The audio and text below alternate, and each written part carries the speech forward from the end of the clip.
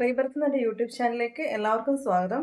ഇന്ന് ഞാൻ നിങ്ങളുമായിട്ട് ഷെയർ ചെയ്യാൻ വന്നിരിക്കുന്നത് കുറച്ച് ക്വസ്റ്റ്യൻസിന് മറുപടി തരാമെന്ന് വെച്ച് വന്നിരിക്കുകയാണ്. അപ്പം കഴിഞ്ഞ കുറേ വീഡിയോസിന് ഒരുപാട് നല്ല കമൻസ് വരികയുണ്ടായി. കാരണം ആൾക്കാർക്ക് അത് കുറേയധികം അഡ്വാൻസ്ഡ് ആയിട്ട് മനസ്സിലാക്കാൻ സാധിച്ച കുറേ കാര്യങ്ങൾ, അങ്ങനെ ഒരുപാട് നല്ല കാര്യങ്ങൾ വാട്സാപ്പിൽ ഇങ്ങനെ ക്വസ്റ്റ്യൻ രൂപേണ ചോദിക്കുകയുണ്ടായി. അപ്പോൾ അവരുടെ ഡൗട്ട്സ് ഒന്ന് ക്ലിയർ ചെയ്ത് കൊടുക്കാമോ എന്ന് ചോദിച്ചു. അപ്പോൾ എനിക്കും തോന്നി കുറച്ച് ജെനുവിൻ ആയിട്ടുള്ള ക്വസ്റ്റ്യൻസ് ആണ്, അത് എല്ലാവരിലോട്ടും എത്തുന്നെങ്കിൽ എത്തിക്കോട്ടെ എന്ന് വെച്ചു. അപ്പം എൻ്റെ അറിവിൻ്റെ പരിമിതികൾ വെച്ച് അതിന് മറുപടി തരാൻ ഞാൻ ശ്രമിക്കാം കേട്ടോ.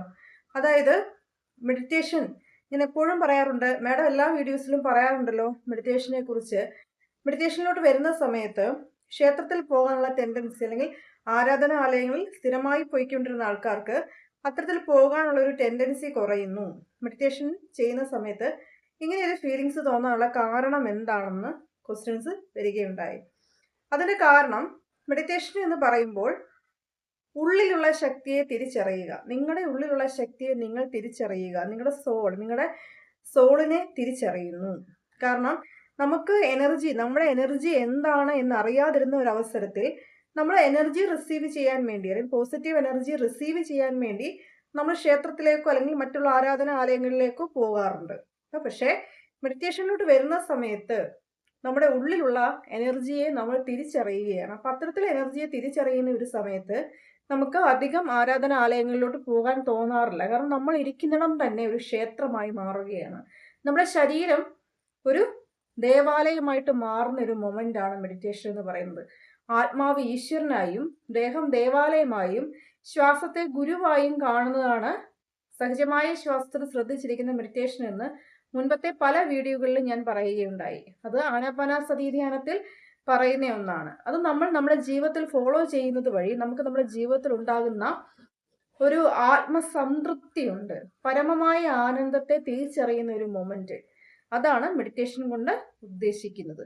നമ്മൾ സ്പിരിച്വാലിറ്റിയിലോട്ട് കണക്റ്റഡ് ആവുന്ന ഏതൊരു മനുഷ്യർക്കും മെഡിറ്റേഷനിലോട്ട് വരുന്ന സമയത്ത് കിട്ടുന്ന ആ ഒരു ആത്മസംതൃപ്തി, അത് അനുഭവിക്കുമ്പോൾ മാത്രം മനസ്സിലാക്കാൻ കഴിയുന്ന ഒന്നാണ്. അപ്പോൾ ആ ക്വസ്റ്റ്യൻ്റെ ആൻസർ ആയി എന്ന് കരുതുന്നു. പിന്നെ അടുത്തൊരു ക്വസ്റ്റ്യൻ വരികയുണ്ടായി, സോൾ, അതായത് നമ്മൾ മെഡിറ്റേഷനിൽ ഇരിക്കുന്ന സമയത്ത് സോളിൻ്റെ പ്രസൻസ് തിരിച്ചറിയുമ്പോൾ, ഏതെങ്കിലും ഒരു സോള് നമ്മളുടെ അടുത്തേക്ക് വരുന്നു എന്ന് തോന്നുമ്പോൾ എന്താണ് ചെയ്യേണ്ടത്? നമുക്ക് ആ സോളിനോട് കമ്മ്യൂണിക്കേറ്റ് ചെയ്യാൻ ശ്രമിക്കാം കേട്ടോ. നിങ്ങൾ പേടിക്കുകയോ വിഷമത്തിലോട്ട് പോകേണ്ടതോ ആയിട്ടുള്ള യാതൊരു ആവശ്യവുമില്ല. നിങ്ങൾ മനസ്സിനെ കാം ആൻഡ് കൂളാക്കിക്കൊണ്ട് ആ സോളിനോട് അന്വേഷിക്കുക, എന്താണ് എന്നിലൂടെ നടത്തിത്തരേണ്ട കാര്യം. അത് ഒന്ന് അന്വേഷിച്ച് ആ സമയത്ത് അതിൻ്റെ പ്രസൻസിൽ നമുക്ക് എന്താണ് തോന്നുന്നത്, നമ്മളെ കൊണ്ട് ചെയ്തു കൊടുക്കാൻ പറ്റുന്ന കാര്യമാണെങ്കിൽ അത്തരത്തിൽ കമ്മ്യൂണിക്കേറ്റ് ചെയ്യാൻ ശ്രമിക്കാം.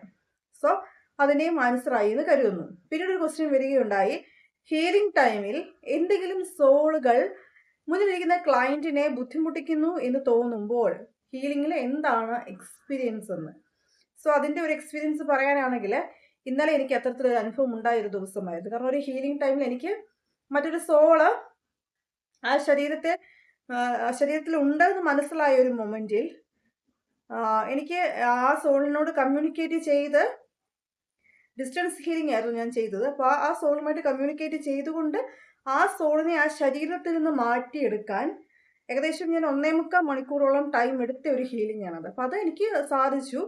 അത് ഹീലിംഗ് എടുത്ത ആളോട് ഞാൻ അതിനെക്കുറിച്ച് കമ്മ്യൂണിക്കേറ്റ് ചെയ്തപ്പോൾ വളരെ നല്ലൊരു അനുഭവം പറയുകയുണ്ടായി. അപ്പോൾ അതൊരു ഹീലർക്ക് സാധിക്കും കേട്ടോ. ഇപ്പോൾ ഞാനൊക്കെ ഹീലിങ്ങിലോട്ട് ഇങ്ങനെ, അല്ലെങ്കിൽ പബ്ലിക്കായിട്ട് മറ്റുള്ളവർക്ക് ഹീലിംഗ് കൊടുക്കാൻ തുടങ്ങിയിട്ട് അധികമായിട്ടില്ലെങ്കിലും ഇതൊക്കെ പൂർവ്വജന്മ കണക്റ്റഡ് ആയിട്ടുള്ളൊരു കാര്യമായതുകൊണ്ട് ഒരു ഹീലർക്ക് അതിന് സാധിക്കും. ഓരോ ഹീലിങ്ങും ഓരോ എക്സ്പീരിയൻസ് ആണ്.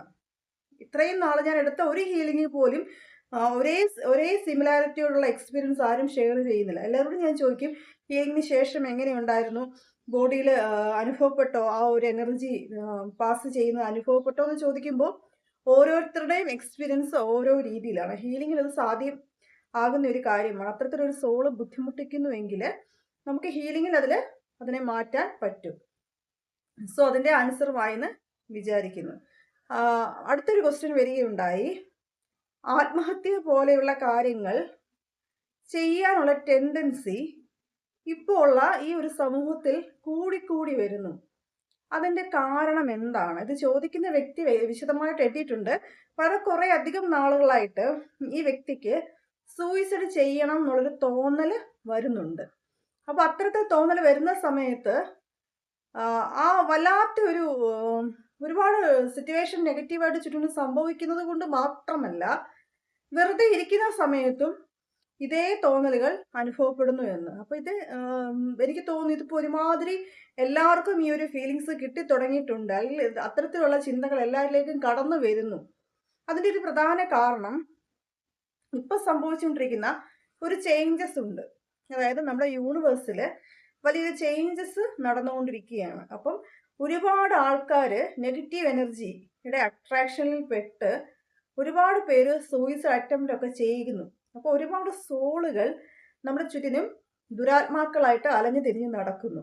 അപ്പോൾ ഈ ശരീരം വിട്ടു പോകുന്ന സൂയിസൈഡ് അറ്റംപ്റ്റിൽ കൂടി പോകുന്ന സോളുകൾ മറ്റൊരു ശരീരത്തെ അറ്റാക്ക് ചെയ്യാൻ ശ്രമിച്ചുകൊണ്ടേയിരിക്കും. അപ്പോൾ അത്തരത്തിൽ നിങ്ങൾക്ക് തോന്നുന്നു, നിങ്ങളെ ഏതെങ്കിലും തരത്തിൽ നിങ്ങളുടെ ചിന്തകൾ നിങ്ങളെ ബുദ്ധിമുട്ടിക്കുന്നു എന്ന് തോന്നുമ്പോൾ നിങ്ങൾക്ക് നിങ്ങളുടേതായ രീതിയിൽ അതിനെ ഇല്ലാതാക്കാൻ ഓരോ റിലീജിയനിലുള്ളവർക്ക് ഓരോ രീതിയിലുള്ള കാര്യങ്ങളുണ്ട് അല്ലേ? അപ്പോൾ അത്തരത്തിൽ വെറുതെ ഒരാളെ ഒരു ചിന്ത, വെറുതെ ഇരിക്കുന്ന ഒരു വ്യക്തി, അത് നിസ്സാര കാര്യത്തിന്റെ പേരിൽ നിങ്ങൾക്ക് സൂയിസൈഡൽ ടെൻഡൻസി തോന്നുന്നുവെങ്കിൽ നിങ്ങളുടെ വിഷമങ്ങളെല്ലാം താൽക്കാലികമാണ്. കാരണം ഈ ഒരു അവസ്ഥയും കടന്നുപോയി അടുത്തൊരു മൊമെന്റ് സംഭവിക്കുക തന്നെ ചെയ്യും. നിങ്ങൾക്ക് ശരീരം വിട്ടു പോയതിനു ശേഷം നിങ്ങൾ ചെയ്തത് തെറ്റായി പോയി എന്ന് തോന്നുന്നതിനേക്കാൾ എത്രയോ ബെറ്ററാണ് ആ ശരീരത്തിൽ ഇരുന്നു കൊണ്ട് നിങ്ങൾ ചെയ്യാൻ പോകുന്ന കാര്യം തെറ്റാണെന്നുള്ള ബോധത്തിലേക്ക് വരാൻ. അതുകൊണ്ട് അത്തരത്തിൽ ചിന്തകൾ നിങ്ങളെ അലട്ടുമ്പോൾ നിങ്ങൾ തീർച്ചയായിട്ടും അത് നിങ്ങളുടെ ചുറ്റിനും നിൽക്കുന്ന ആരോടെങ്കിലുമൊക്കെ അതിനെക്കുറിച്ച് സംസാരിക്കുക. അത് കേൾക്കുന്നവർ അതിനെ നിസ്സാരമായി എടുക്കാതെ അതിനു വേണ്ട മുൻകരുതലുകൾ സ്വീകരിക്കുക. ഇങ്ങനെ ഒരു മെസ്സേജ് ഞാൻ പാസ് ചെയ്യുമ്പോൾ കുറെ അധികം ആൾക്കാർക്ക് അതൊരു ആശ്വാസമായി മാറട്ടെ എന്ന് കരുതിയിട്ടാണ്. നിങ്ങളുടെ സ്വയം തോന്നൽ കൊണ്ട് നിങ്ങൾ ചെയ്യാൻ അങ്ങനെ ഒരു കാര്യം ചെയ്യണം എന്ന് ആഗ്രഹിക്കുന്നവരുണ്ടായിരിക്കാം. മറ്റേതെങ്കിലും നെഗറ്റീവ് ഫോഴ്സസ് നിങ്ങളെ തോന്നിപ്പിക്കുന്നവരുണ്ടായിരിക്കാം. അപ്പോൾ ഇത് പ്രശ്നത്തിന്റെ ആ ഒരു ഗുരുതരാവസ്ഥ മനസ്സിലാക്കിയതിന് ശേഷമേ തീരുമാനം എടുക്കാൻ സാധിക്കും. അപ്പോൾ അതിനു വേണ്ടിയിട്ട് ഒരുപാട് കാര്യങ്ങൾ നമുക്ക് ചെയ്യാൻ സാധിക്കും. അപ്പോൾ നിങ്ങൾ എന്തായാലും ഈ ശരീരം വിട്ട് പുറത്തേക്ക് നിങ്ങളുടെ സോള് പോകുന്ന സമയത്ത് ഈ ശരീരം നഷ്ടപ്പെടുത്തേണ്ടായിരുന്നു എന്നുള്ള ചിന്ത നിങ്ങളുടെ സോളിന് 100% തോന്നും. അതുകൊണ്ട് അത്തരത്തിൽ ചിന്തിക്കുന്നവർ ഒരു കാര്യം മനസ്സിലാക്കുക, നിങ്ങളുടെ പ്രശ്നം താൽക്കാലികമാണ്. ഒരു 2-3 വർഷം കഴിയുമ്പോൾ നിങ്ങളുടെ പ്രശ്നം ഒന്നുമല്ലായിരുന്നു എന്ന് നിങ്ങൾ തന്നെ റിയലൈസ് ചെയ്യുന്ന ഒരു അവസ്ഥ വരും. അപ്പോൾ അതുകൊണ്ട് തന്നെ നമ്മുടെ ഫിസിക്കൽ ബോഡീനെ നഷ്ടപ്പെടുത്താതിരിക്കാൻ, നിങ്ങളായിട്ട് അതിനെ നഷ്ടപ്പെടുത്താതിരിക്കാൻ മാക്സിമം എല്ലാവരും ശ്രമിച്ചുകൊണ്ടേയിരിക്കുക. സോ അത് നിങ്ങൾക്ക് മനസ്സിലായി എന്ന് കരുതുന്നു. മറ്റൊരു ക്വസ്റ്റ്യൻ വരികയുണ്ടായി, മരണാനന്തര ജീവിതം അല്ലെങ്കിൽ ഒരു സോള് ശരീരം വിട്ടു പോയതിന് ശേഷം മറ്റൊരു ശരീരം സ്വീകരിക്കുന്നു. അത്തരത്തിലാണെങ്കിൽ ഒരുപാട് സോളുകൾ വർഷങ്ങളോളം ഭൂമിയിൽ നിലനിൽക്കുന്നുവെന്നും മറ്റുള്ളവരെ അത് ബുദ്ധിമുട്ടിക്കുന്നു എന്നും ഹീലർമാർ പറയുന്നു. അതെന്തുകൊണ്ടാണ്? ഒരു സോള്, അതിൻ്റെ ആൻസർ എൻ്റെ അറിവിൻ്റെ പരിമിതികൾ മൂലം, എൻ്റെ അറിവിൻ്റെ ഒരു ലിമിറ്റേഷൻ വെച്ചിട്ട് ഞാൻ പറയാം. നമ്മുടെ ശരീരം വിട്ടു പോകുന്ന സോള് ഒരുപാട് വർഷങ്ങൾ ഭൂമിയിൽ നിലനിൽക്കുന്ന ചില സോളുകൾ ഒരുപാട് കാലങ്ങൾ നിലനിൽക്കുകയും പിന്നീട് എപ്പോഴെങ്കിലും മറ്റൊരു ശരീരം സ്വീകരിക്കുകയും ഒക്കെ ചെയ്യുന്ന അവസ്ഥ ഉണ്ടാകുന്നുണ്ട്. അപ്പോൾ അത് മരിച്ച് ശരീരം വിട്ടു പോകുന്ന എല്ലാ സോളുകളും പുനർജന്മം തേടി പോകുമെന്ന് പറയാൻ സാധിക്കില്ല. കുറേ അധികം സോളുകൾ അവരുടെ പർപ്പസ്, എന്തെങ്കിലുമൊക്കെ പർപ്പസ് നിറവേറ്റിയിട്ട് പോകാനും അതിന് പറ്റുന്ന രീതിയിൽ ഒരു ശരീരം സ്വീകരിക്കാൻ പറ്റാതെ നിലനിന്ന് പോവുകയും ഒക്കെ ചെയ്യുന്ന സോളുകൾ ഒരുപാടുണ്ട്. അതിനെക്കുറിച്ച് സംസാരിക്കാനാണെങ്കിൽ ആധികാരികമായിട്ട് ഒരുപാട് പറയാനുണ്ട്. പക്ഷെ നമുക്കൊരു വീഡിയോയിൽ അതിനെക്കുറിച്ച് പറയുമ്പോൾ കുറച്ച് ലിമിറ്റേഷൻസ് ഉണ്ട്. സോ ഇത്തരത്തിൽ കുറച്ച് ക്വസ്റ്റ്യൻസുമായിട്ടാണ് ഇന്ന് ഈ വീഡിയോ വൈൻഡപ്പ് ചെയ്യുന്നത്. വീഡിയോ ഇഷ്ടപ്പെട്ടുണ്ടെങ്കിൽ ലൈക്ക് ചെയ്യുക, ഷെയർ ചെയ്യുക, സബ്സ്ക്രൈബ് ചെയ്യുക. പിന്നെ എനിക്ക് 2 വാട്സപ്പ് ഗ്രൂപ്പ് ഉണ്ട്. പോസിറ്റീവ് തിങ്കേഴ്സിൻ്റെ ഫീമെയിൽസ് ഉള്ളി, ജെൻസ് ഉള്ളി 2 വാട്സപ്പ് ഗ്രൂപ്പാണ്. അതിൽ ശനിയും ഞായറും നൈറ്റ് 8 to 9 ഫ്രീ ക്ലാസ്സസ് ഉണ്ട്. ലോ ഓഫ് അട്രാക്ഷൻ്റെ ഫ്രീ ക്ലാസ്സസ്. താല്പര്യമുള്ളവർക്ക് ജോയിൻ ചെയ്യാം. ഹീലിംഗിന് വേണ്ടി എന്നെ കോൺടാക്ട് ചെയ്യാനുള്ള നമ്പർ ഞാൻ കൊടുത്തേക്കാം. സോ മറ്റൊരു വീഡിയോയിൽ കാണും വരെ താങ്ക്സ് ഓൾ.